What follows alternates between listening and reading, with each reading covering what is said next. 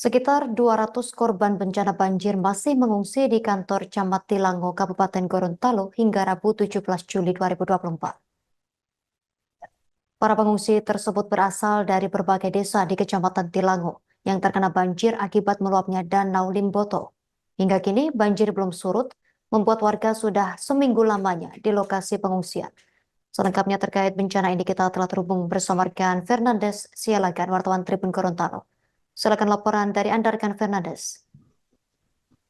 Baik rekan Justina dan Tribuners, kami menginformasikan bahwa memang banjir yang ada di Provinsi Gorontalo belum sepenuhnya surut begitu, termasuk di wilayah Tilango. Akibatnya sekitar 200 pengungsi tadi mereka masih berada di kantor camat dan saat ini sudah hampir memasuki minggu pertama begitu. Memang banjir di wilayah Kecamatan Tilango ini sudah berlangsung sejak bulan lalu dari tanggal 25 begitu, Tribuners.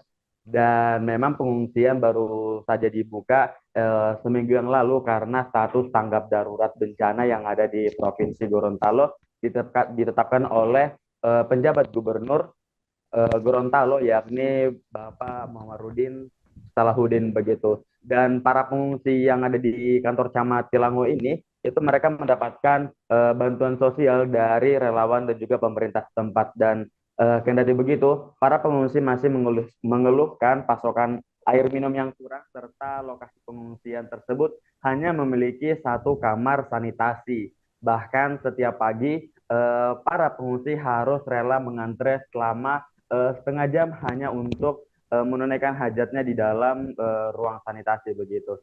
Dan kemarin Kepala Badan Nasional Penanggulangan Bencana atau BNPB, yakni Letjen TNI Suharyanto, datang ke Gorontalo untuk memberikan beberapa bantuan begitu kepada para korban bencana berupa makanan pokok serta bantuan lainnya bagi bayi-bayi yang ada di wilayah kamp-kamp pengungsian begitu. Dan saat ini memang Provinsi Gorontalo yang seperti kami sudah sebutkan sebelumnya masih dalam masa tanggap darurat bencana dan diperkirakan sampai 24 Juli mendatang. Memang seharusnya tanggap darurat bencana ini berlangsung selama 14 hari setelah dicetuskan. Namun berdasarkan diskusi yang telah dilakukan oleh pihak Suryanto dan juga pemerintah daerah menyebut bahwa tanggap darurat ini bisa dicabut walau belum 14 hari lamanya. Dan jika tergantung pada air yang jika surut lebih cepat daripada 14 hari serta masyarakat mulai kembali beraktivitas secara normal.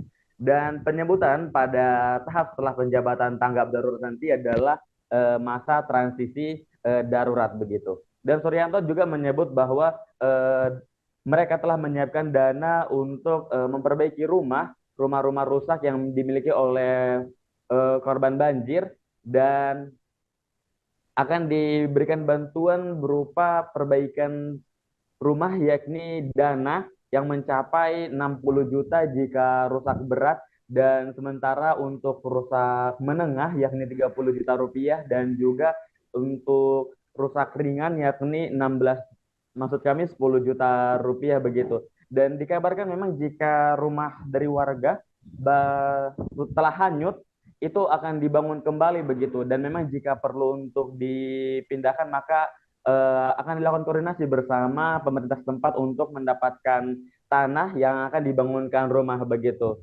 Dan memang belum disampaikan sampai saat ini apakah ada relokasi terkait korban bencana banjir yang ada di Provinsi Gorontalo, khususnya di Kecamatan Tilango, apakah ada relokasi atau tidak begitu. Namun disebutkan hanya tentang pergantian rumah, maksud kami perbaikan rumah tersebut. Dan bukan hanya rumah saja yang akan diperbaiki, termasuk fasilitas publik yang terkena dampak.